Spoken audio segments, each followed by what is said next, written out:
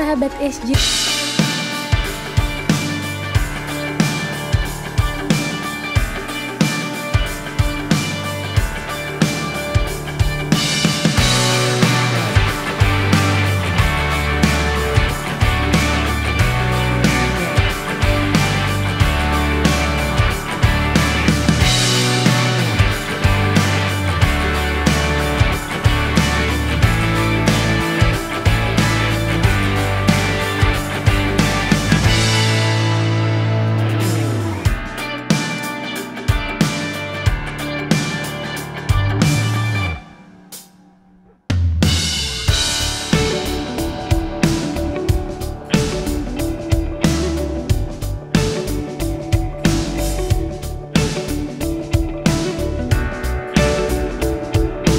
Ini tidak semua masyarakat paham, maka dari itu program studi teknik elektro membuka pelatihan terhadap SMK dan SMA yang berada di wilayah Universitas Pamulang.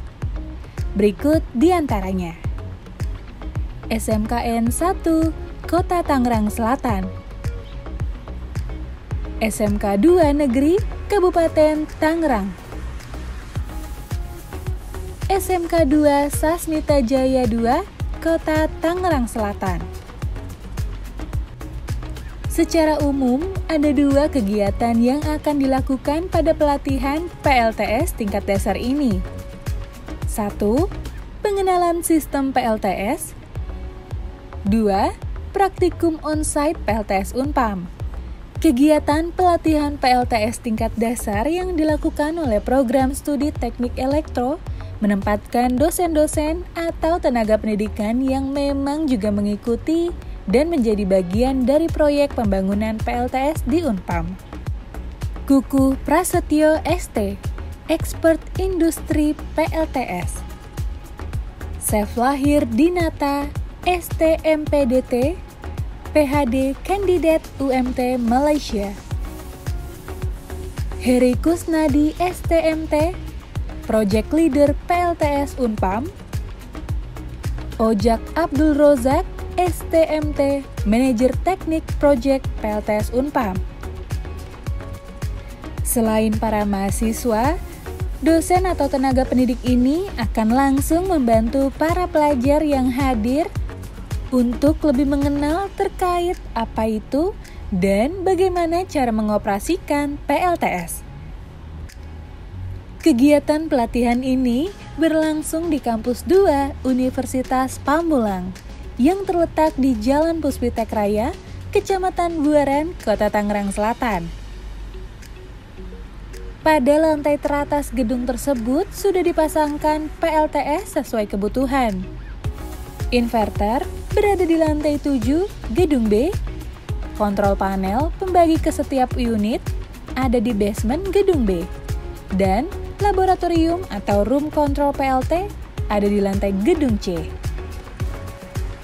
Sebelum melihat langsung bagaimana PLTS yang sudah terpasang, para pelajar diberikan pengarahan berupa pemaparan atau pemahaman terkait teori PLTS. Kegiatan tersebut berlangsung di Laboratorium Teknik Elektro yang juga berada di lantai 7 gedung C.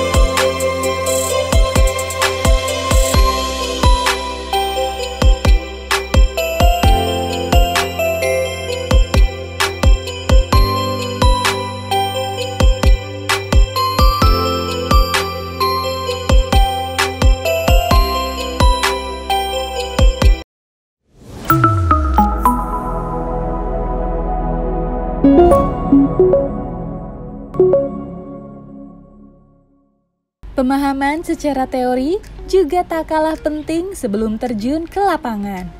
Maka dari itu, para pengajar memberikan pembekalan berupa pemaparan materi.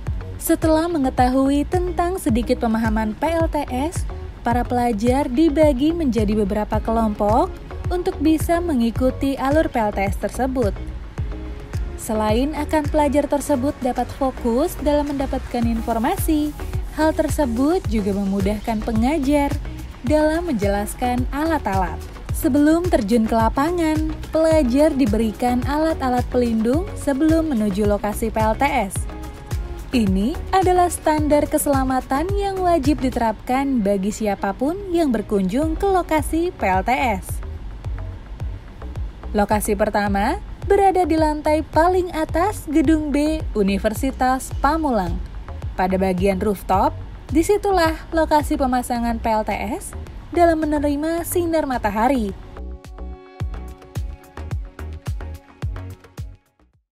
Tadi ada kan? Pelatihan tadi sebut ada WP kan? Apa coba? Wattpeak. Jadi namanya wattpeak berarti di saat energi benar-benar di titik puncaknya itu akan menghasilkan sekitar 485.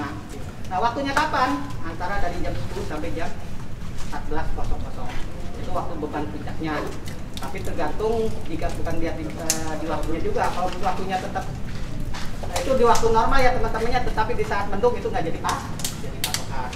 Nah, radiasi yang dihasilkan adalah sekitar 700 meter persegi intensitas cahayanya per meter ya. Nah, kalau kita lihat di sini, si PP ini menghasilkan tegangan sekitar 44,4 volt DC ya. Jadi satu modul ini menghasilkan 44,4 volt DC. Dan sedangkan arusnya yang dihasilkan sekitar 11,62 ampere.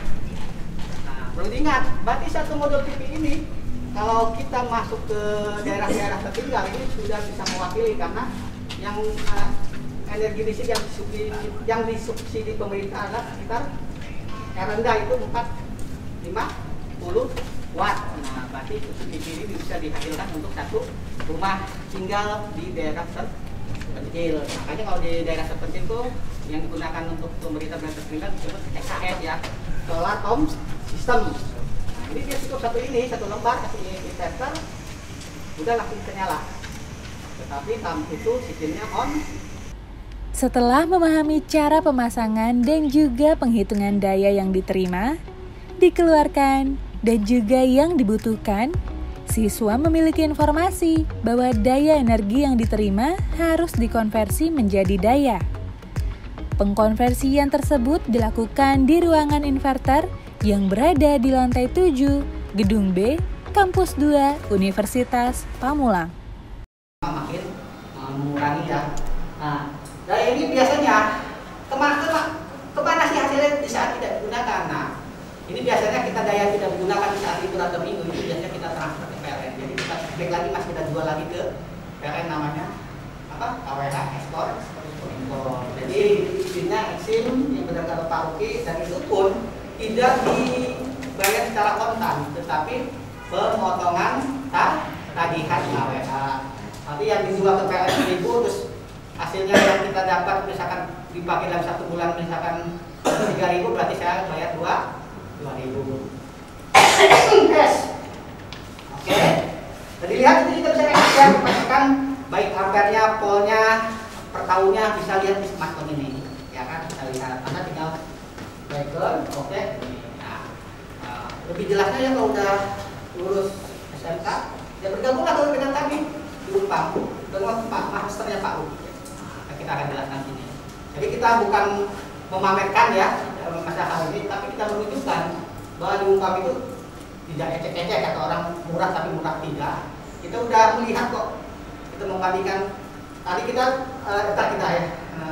setelah ini ke kantin bawah dan kita ke PLTS, kita kedatangan lagi inverter yang lebih besar lagi. Ini macam di sini lah. Namanya 110 kW. Nah, itu untuk digunakan di sana. Nah, kapasitas kita yang diperbolehkan untuk daya diperbolehkan untuk Unpam ini karena berdasarkan aturan PLN ya. Berarti kita 15% ditambah 0,8. Jadi dalam 2 mega tersebut kita bisa diperbolehkan memasang daya matahari itu sebesar 250 kW. Kita bawa air ya, tekan-tekan ya. Tinggal dilihat ya. Oke, setelah selesai di sini kita transfer mas. Kita tekan namanya tuh kombiner. Jadi dimasukkan, digabungkan. Nah di sini kita lengkapi. Dan jangan lupa pula ya, ada sedikit kelewatan. Setiap penggunaan perangkat listrik itu di atas itu semuanya kita pakai grounding ya. Nah grounding ini sangat perlu dalam sistem, beberapa sistem itu kalau grounding tidak terpasang maka dia tidak akan beroperasi. Jadi safety-nya lebih diutamakan. Kita juga pakai grounding yang sudah terpisah antara grounding dengan. Setelah memecah energi menjadi daya, maka langkah selanjutnya adalah membagi daya tersebut ke beberapa unit yang membutuhkan dan lokasi-lokasi yang saat itu membutuhkan daya tersebut berada di basement. Jadi, pemasangan kontrol panel juga dilakukan di basement. KWH meter biasa ya MCB, KWH meter. Nah, KWH meter ini beda sama dengan di rumah-rumah kecil, tapi sistemnya multifunction ya, di mana dia terdiri karena kita pakai model digital. Jadi dia sana bisa mengirimkan datanya mas ya, KWH, pemakaian kerja, perusahaan laptop dan yang lainnya itu kadang bisa nggak bisa dibuka ya. Nah di sini sih ada namanya WiFi-nya. Nah, ini dari sini WiFi apa kabel apa RS485 ya. Nah, ini akan ditarik datanya ke ruang PLTS monitoring. Jadi tiap kantin sekitar ini kita pantau. Semuanya kita pantau, jadi misalkan kantin A berapa pemakaiannya, kantin B berapa.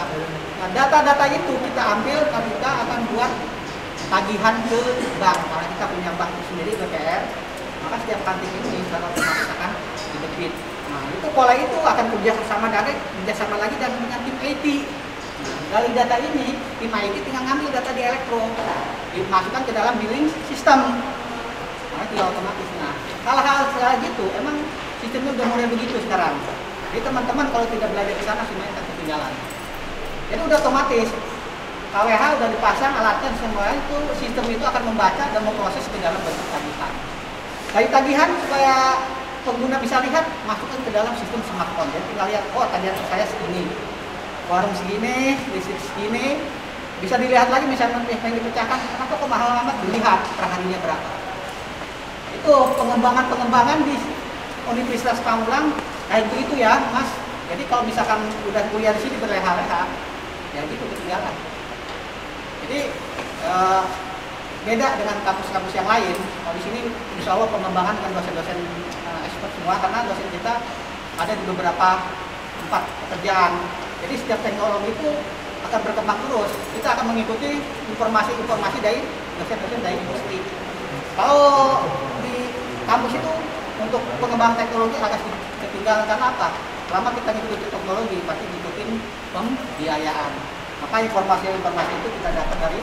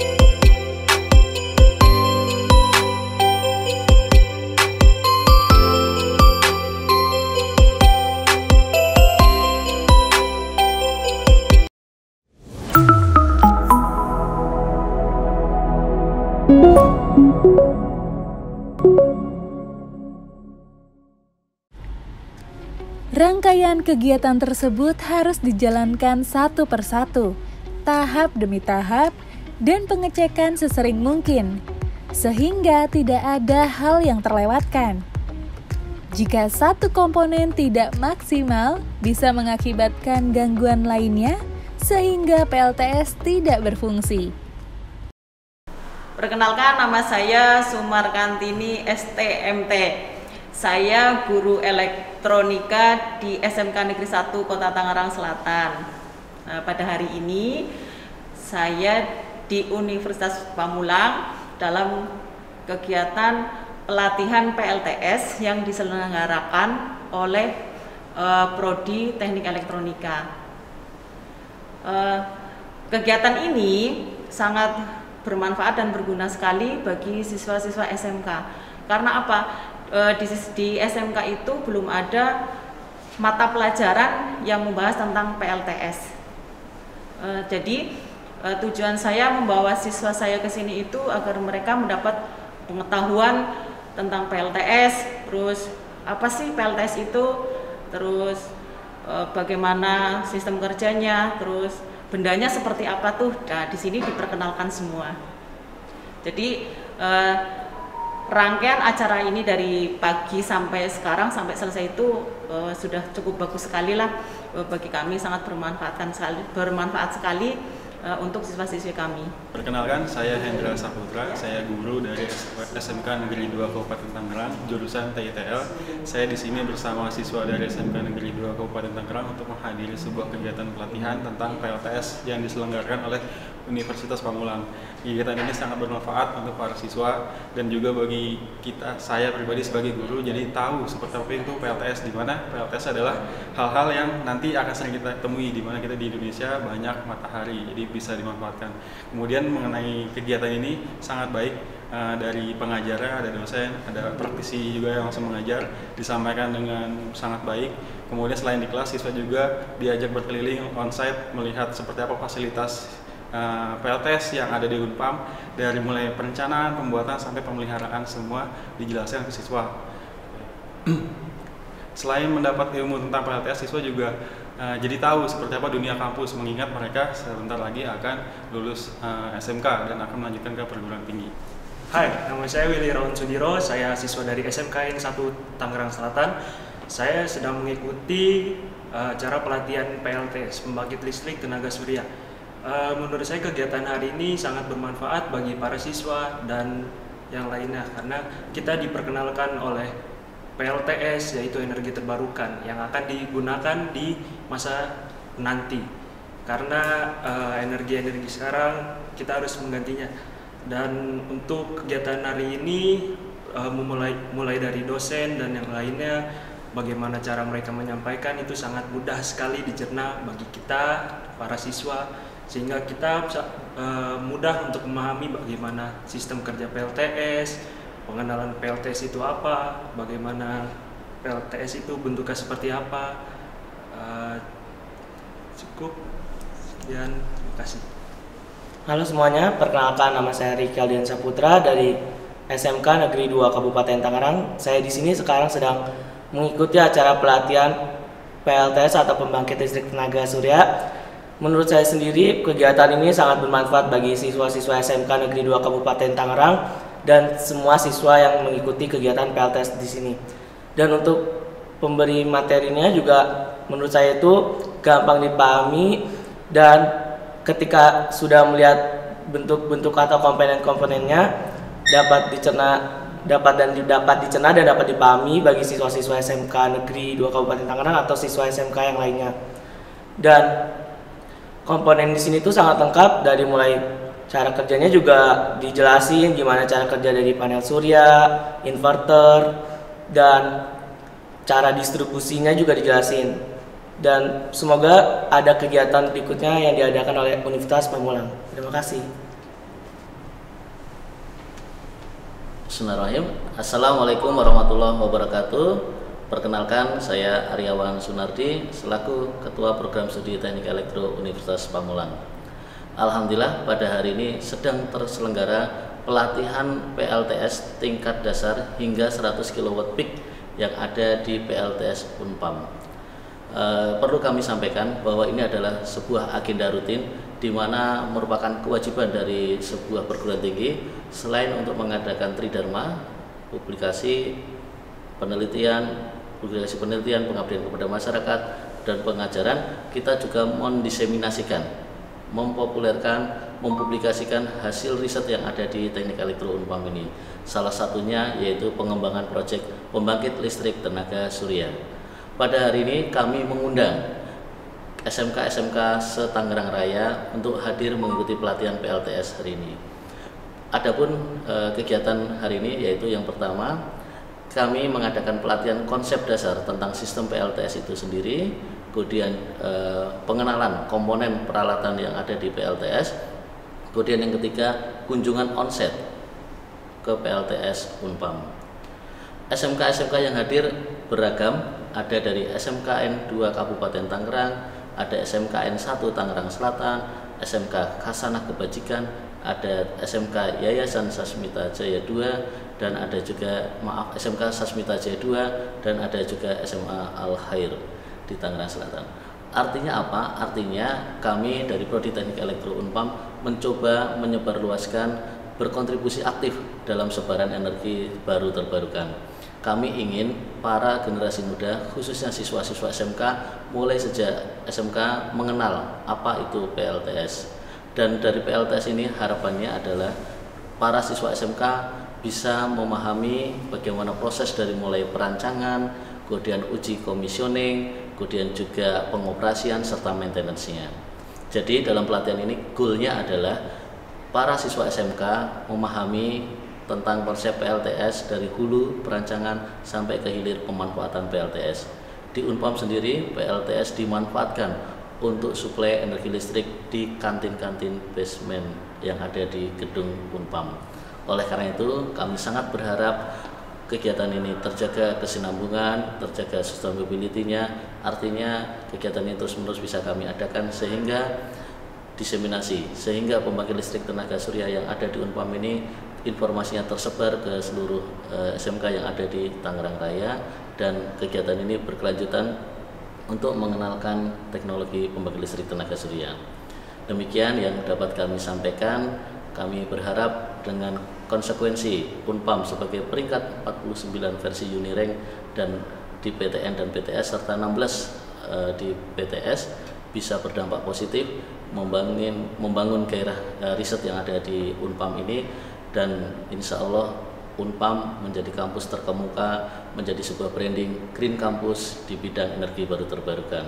Ruang Mahasiswa episode kali ini memberikan kita banyak informasi yang sangat bermanfaat terkait PLTS, energi baru terbarukan.